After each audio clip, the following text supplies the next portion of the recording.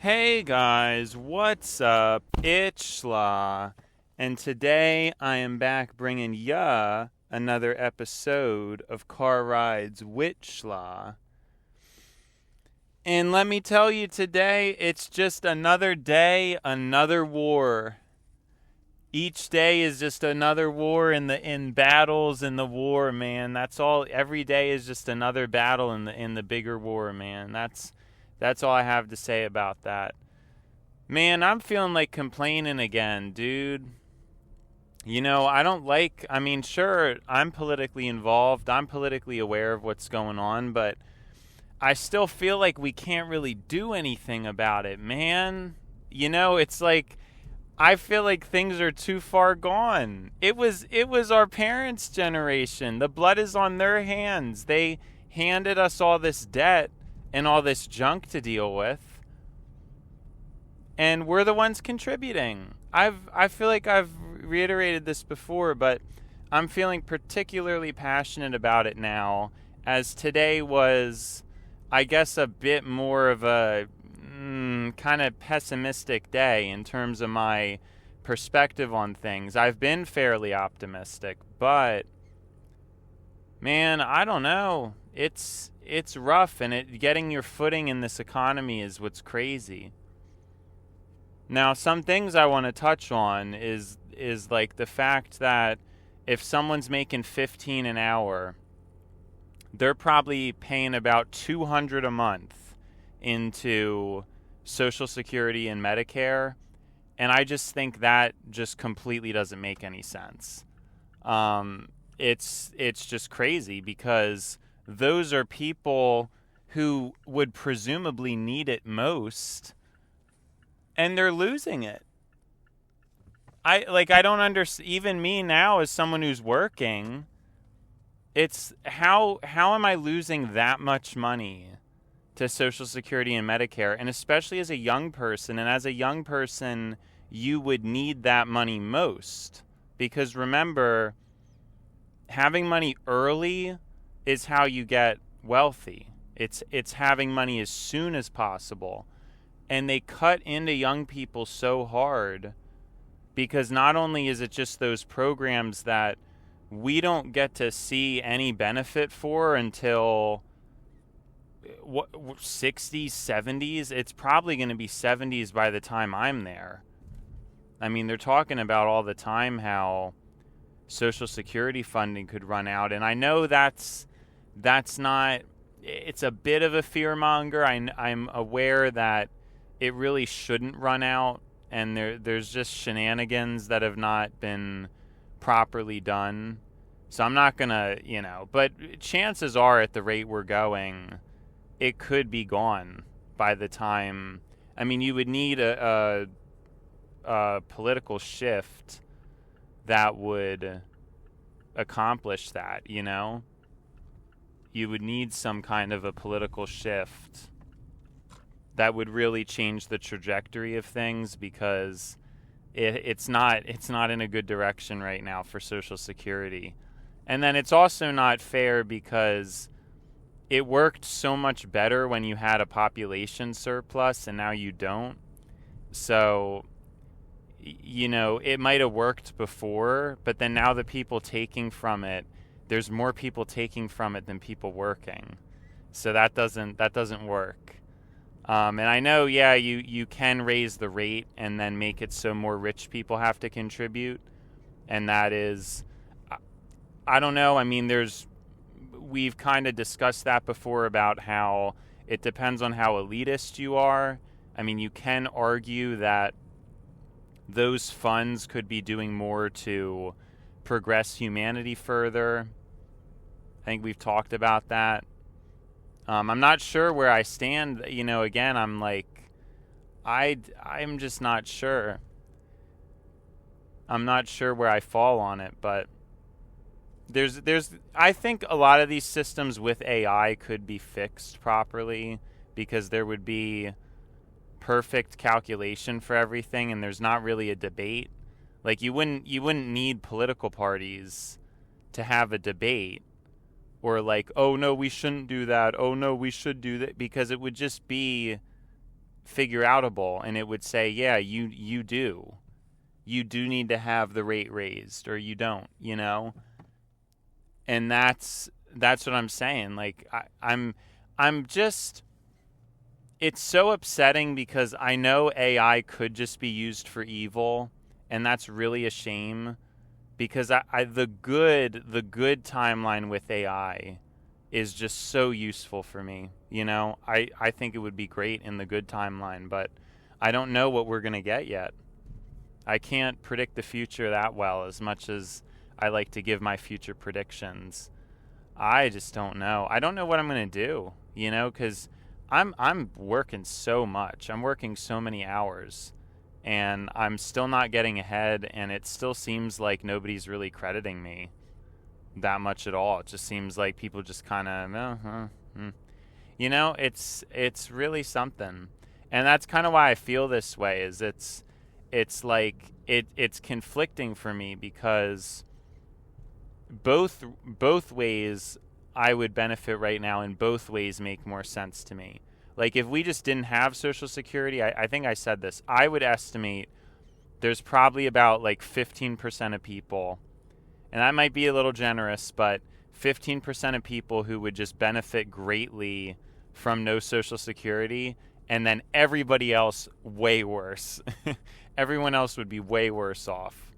The other 65%, because I'm just guessing it's only about 15% that really can do math properly or have the discipline to, even if they don't know how to do math, they just kind of know to save and invest it themselves, or whatever, because that's all they're doing with it. I believe they just invest it just like we would. Although, again, I'm not going to act like a definitive source here. I will try to do that. If I'm saying something and I don't say, like, there's certain things I will explicitly say, I know this is how this works. I know this is true. I don't know exactly how it works. So I'm not going to act like I'm an authority on how it works, but I've really heard that sentiment a lot.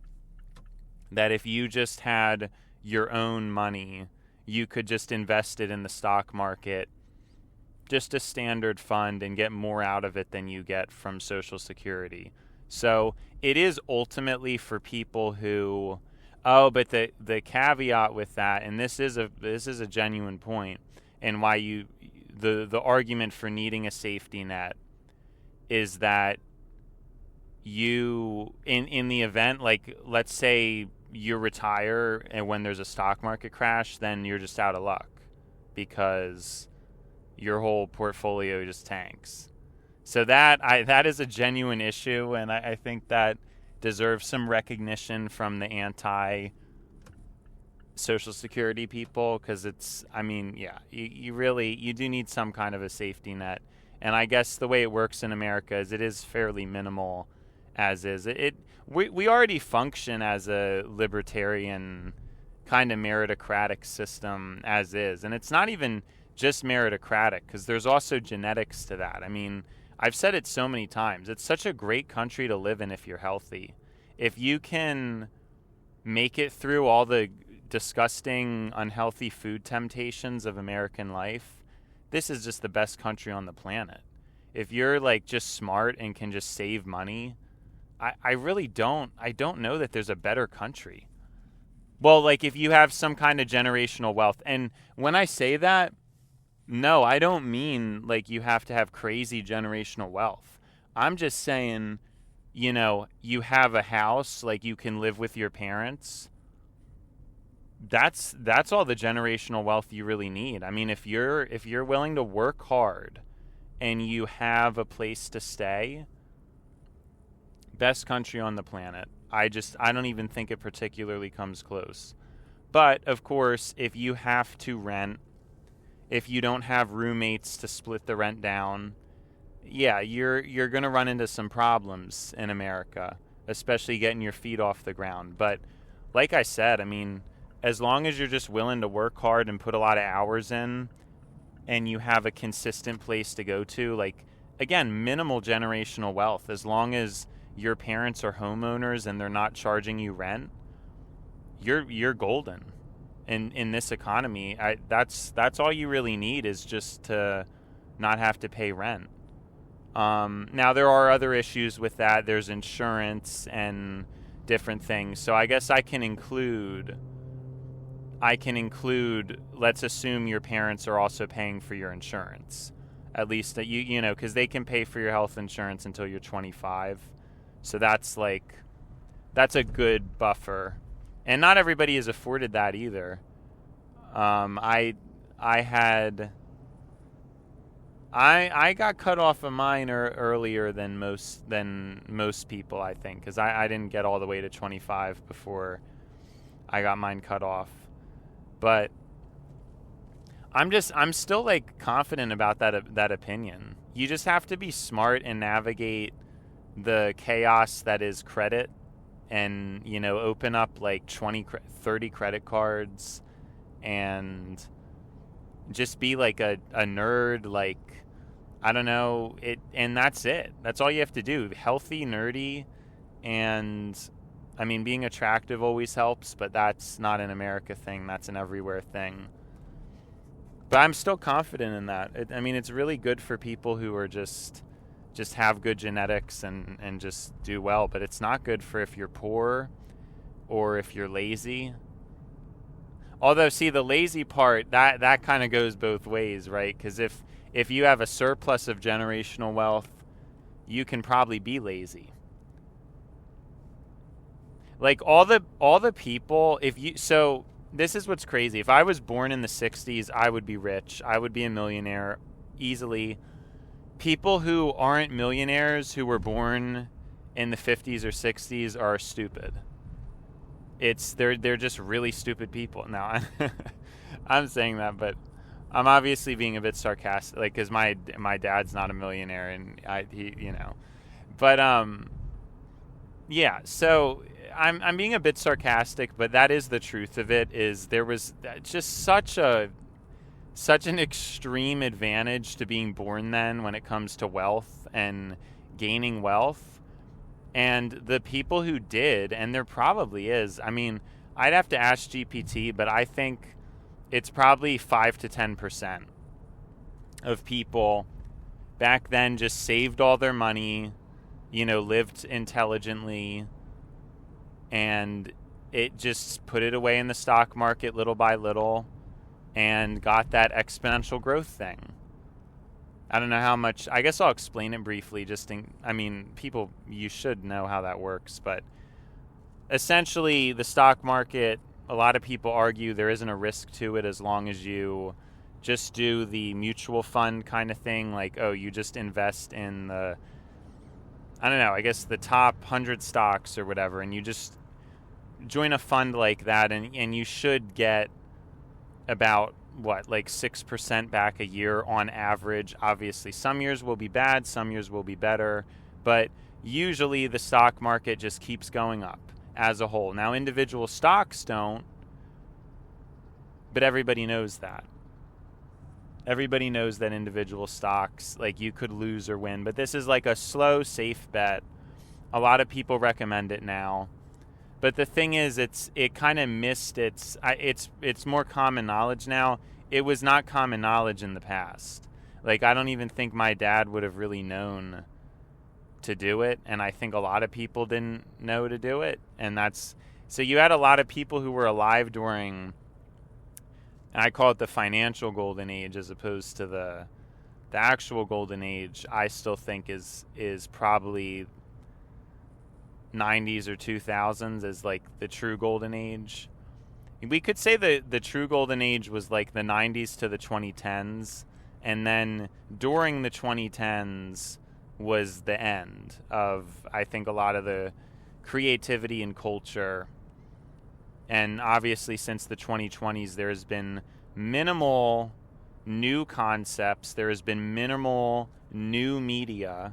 It has been a lot of sequels to shows from the golden age. And really, you could argue, though, the golden age could be broader. It could be like 80s to 2010s, or even 70s to 2010s.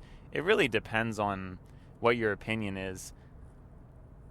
I mean, I don't even know, but just as a general rule of thumb, that's what I say. But I say the financial golden age is different. The financial golden age would have been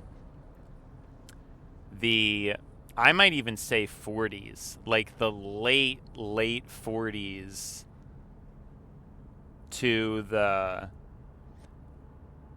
50s, 60s is like the financial golden age. But the late 40s, the mid 40s are kind of no good. And you know what I'm saying? Like, you can't, I'm saying late. I'm saying real late 40s. Late 40s to, 50s and 60s is the financial golden age. People born in that time, you guys had, of course, because someone that old would be watching my video. People born in that time just had the most ridiculous advantage to wealth. And then it steadily got worse, but even people in the 70s and 80s, yeah, you guys still had just way, way more wealth opportunity. And it just plummets. And I think by the time you get to the 2000s, that's kind of where the financial golden age is mostly dead. It's mostly no longer a thing, right? Because my generation didn't have as much opportunity. I mean, we still did, but I just don't think it was as much. So it just dropped off. And then obviously the people born now just have like the totally least amount of financial opportunity.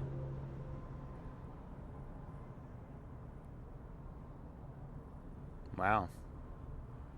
Sorry, someone just had like the wrong turn signal on for a really long time. I was so confused. It's God's time. Remember, it's God's time. Doesn't matter if I'm behind slow people. I honestly don't care. I don't mind being behind slow people. It's better than having a fast person behind you, at least in my opinion. I don't know. It's really crazy how much things changed.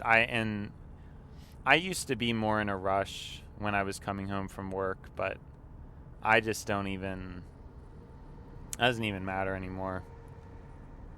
I just take it easy. Don't even think about it. You just have to.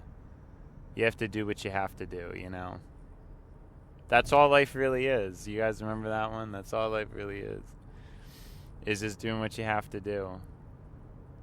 So where were we? Yeah, my generation just did not have as much financial opportunity, and I really have no idea what the people born now are, because it's not even just less financial opportunity. It's just so much nonsense that people are exposed to, so much more so than the alleged nonsense that was in my generation was so much more intelligent than now. And then the other issue is, actually the advantage though is that my generation was kind of lied to, because nobody knew what was coming, right? But that's the thing.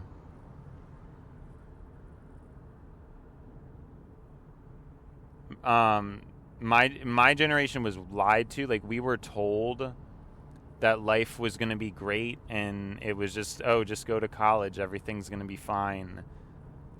There was just not a care in the world from any of these adults, and they gave us horrible advice and no accountability for it. Like, I don't see any parent. They just don't. Terrible. I mean, we were led on in such a terrible way, and none of the adults are even accountable for it now. I bet I could ask, and they would just shrug. Some people would probably still say to go to college. And I mean, I would want to, because at least now I actually know what I want to do. But that took a while to figure out. Because that's the problem with school is, I mean, you're not really given a chance to find yourself at school. That's the problem.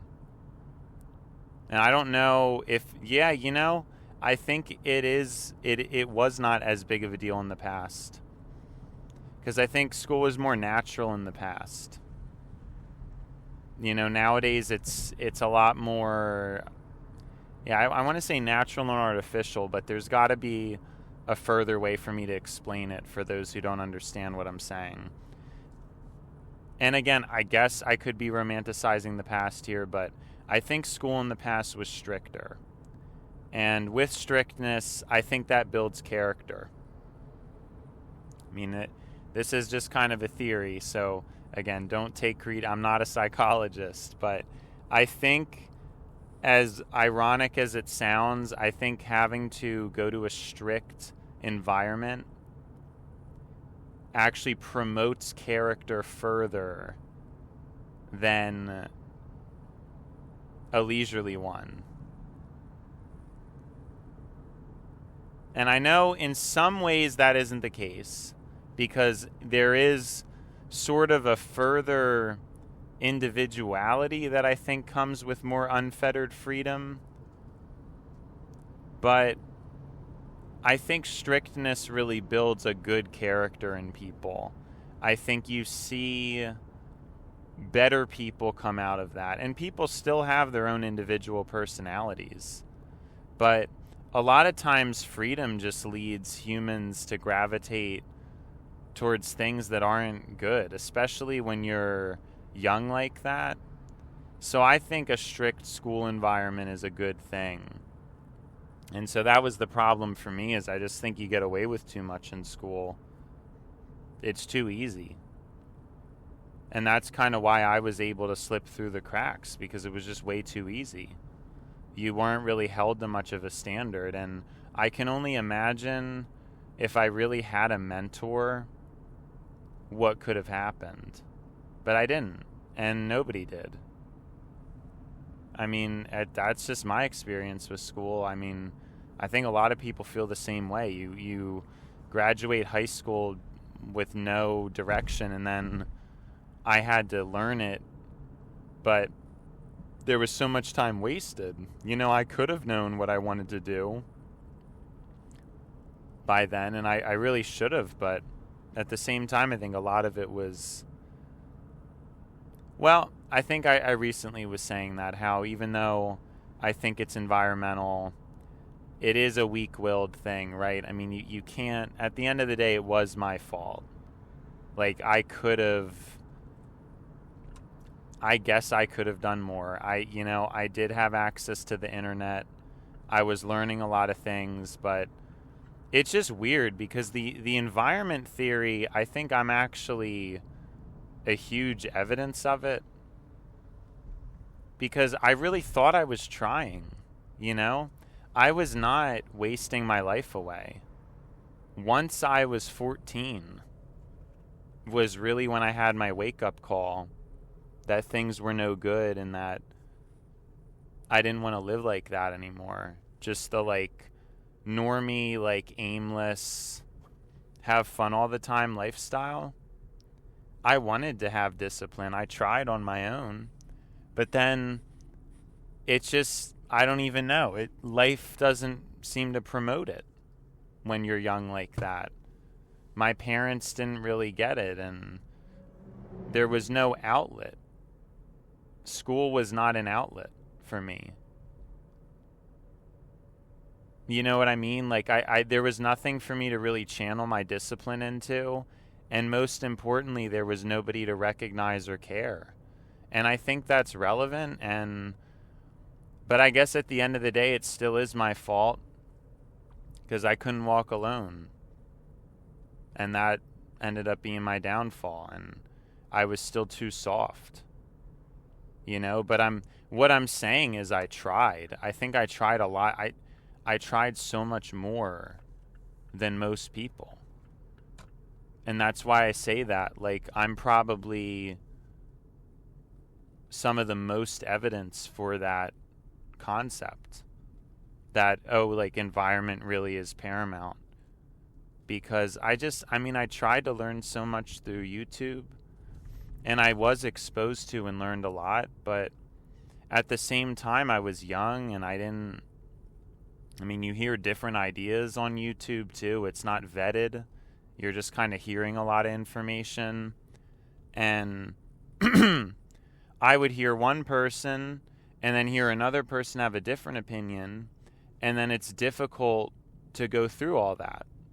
And that's happening a lot nowadays with people, where you hear so much conflicting information, you don't even know what to believe, and you have a bunch of people who are just, they have no identity. And fortunately, I think I've been able to navigate that better than a lot of people. But it still was hard, and it still set me back, especially as a child. Like, I guess in some ways, sometimes I complain about when I was born, and then recently I've thought, nah, it's like I'm born at the right time, honestly, which is probably true, but the future, we'll have to wait and see in the future. I could have been born at the right time. You never really know until you have a finished life and you can reflect on it. But I think I was born at the right time. But I'm saying for this specific instance, if I was born just a little bit earlier, it would have made all the difference. Because, yeah, I mean, I just would have been... I don't think it was good for me to be using YouTube with an undeveloped brain. I think you really needed... I mean, maybe a filtered version of YouTube that had just, like, all the good information, but... wow, I mean, it was just crazy. But like I said, I mean, I think it's important to own up to stuff and be accountable. And that's crazy coming from me, because for the longest time I truly believed in that environment thing.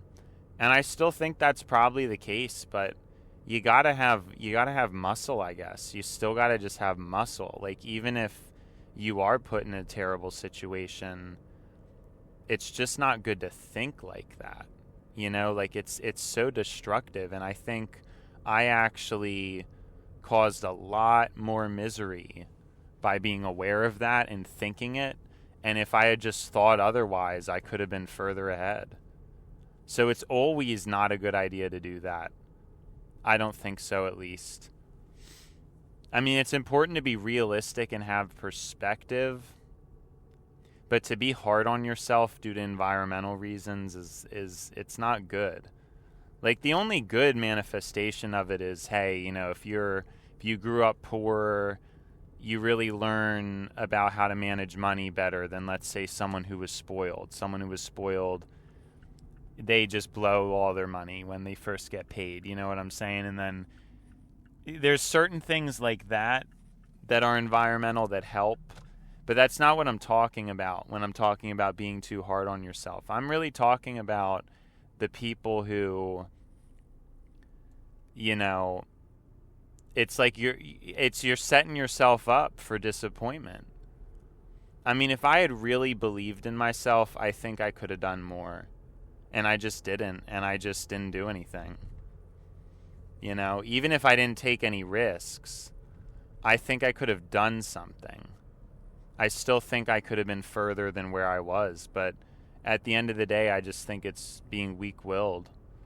And it's only just recently I've been able to kind of even figure that out, right? I mean, I don't even know. It's kind of crazy I'm talking the way I'm talking, because I resisted it for so long. But I'm trying now, you know, I'm trying to have that muscle, but it's still difficult. I still think I'm kind of a little bit, there's people who are stronger than me. I don't know that I have too much strength, you know what I mean? I mean, I have a lot of calculation. I have so much calculation, but I'm not really able to cut through with true strength. That's probably one of the bigger flaws of me. But in terms of thoughts, I'm really up there when it comes to thoughts. But when it comes to, again, action and being able to cut into something, that's like a whole other issue. But yeah, life can change, I guess. I guess nothing ever is guaranteed, right? But I feel like a lot of people who say that nothing is guaranteed thing, they're older people who grew up in a totally different time, and then now they're just telling us that. But it's like, yeah, if you were us, you probably, you know what I mean? It's really something. I can't get over how disconnected it feels when I talk to older people. And I don't know if that's just me but it just seems like that. It seems like a lot of older people got away with just being pretty ignorant. Didn't really need to think about anything. You just kind of. But our generation, man, like I said, it's you're either like 10 feet under the ground, or you're like shooting in the sky. Like I said, I mean, I'm working more than my dad ever worked, as far as I know. I don't think he ever worked this much. But the thing is, it doesn't even matter as much. Like, if I had worked this much back then, I would probably be making so much money. People would think it's like crazy, but then now it's like, oh yeah, like I'm working all this extra overtime. Yeah, I might be scratching a living wage, just barely. You know what I'm saying? Like, it is just insane. And at first I was thinking of getting 2 jobs, but that's like even worse, because then you don't even get overtime. So I don't even know how I think that's just crazy. But like I said, all this could come crashing down. I don't know how long my company's gonna put up with it. I hope they do, though, because like I said, it means a lot to me. I'm incredibly grateful to have it as an outlet. And I hope that matters, I hope that instead of just being stingy, a company would see that it's actually good to have someone who works and who comes in early and leaves late. I mean, it's just so unheard of nowadays, and I just hope it means something. I hope it's not like, oh, get this guy out of here. He should only come for his hours. Because I'm probably making one of the lowest wages at that company, too. So I don't know, though. But I'm just hopeful, man. I'm trying not to get my hopes up, but I'm going to be pretty devastated. Like, I really think I have a shot at just having a good life, I'm very close to it. I'm so close to just having a shot at a good life, and it's crazy, you know what I mean? I could really do this. But it's just all going to come down to whether I'm able to maintain what I'm on, But it shouldn't be that way, right? That you have to be... Because I've talked to people about it. Most people would not want to work 50 hours a week. Most people just don't want to do that. It's just... They just wouldn't. You know what I mean? Like, and let's not talk about most people, but there's also people at the bottom who are like, some people don't even want to work part-time now, So I guess when I talk about weak-willed, I mean, maybe that's not even accurate. Maybe I'm kind of in my head, and I'm second-guessing myself too much. Because my mind, it's good. It's a good mind, but it's just, Again, it's not good at striking or slicing, and that's like such an important thing. I mean, it's one thing that you could have the greatest mind in the world, but if you can never strike anything with it, you know what I mean? So I'm trying to figure that out. And like I said, I think I'm in a better place now than I was, but it's hard. It's hard to gauge that kind of stuff, I was going to do a walk switch slot today, but I didn't. I know I only did one of those. I never even heard how it came out. I probably will listen to it. Again, in the winter, it's going to be much better. I probably will be able to do it basically every day unless it's raining. It's just in the summer. Really, it's such a pain to do in the summer because I don't like the heat, but it's really just not. I don't know. I could have done it today, though. I might do it tomorrow. We'll see. I guess I just kind of lost a little bit of motivation. Of course, I was going to keep doing it. I didn't think I was just going to do one because, again, guys, like, I'm really trying. I'm trying to live the American dream. We're trying to see if you can still live it or not. You know, I'm trying to do whatever I can. Like, oh, I have this commute. Just talk during the commute, post it. Hope people see this. Hope people see like what I'm doing, you know? And it's just crazy. Like, so I really think people should respect that, you know? But we'll have to see, like I said.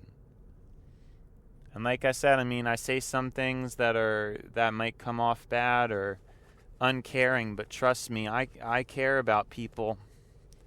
I really do. It's just that I don't feel like a lot of people care about other people, and then that kind of makes me upset because it's like, well, then what's really deserved, you know? And that's kind of my whole, I think that sums up my whole thing pretty well. It's just like, I've cared about people so much. So many people, I've cared about them a lot. And I've barely and maybe never really seen it reciprocated in the same way. And that's kind of what hurts, is when you get into this humanitarian politics.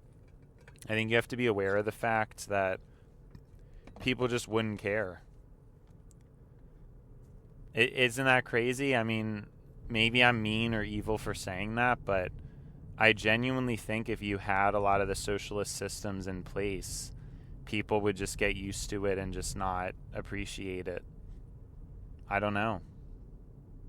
I mean, they would be happy, don't get me wrong, but I don't even know that people would think far enough to truly appreciate it. I'm just not sure, because that's the impression I get from people. Just not mindful of stuff. All right, well, anyways, it's been schla, but now it's time to buy schla. So, see ya, schla!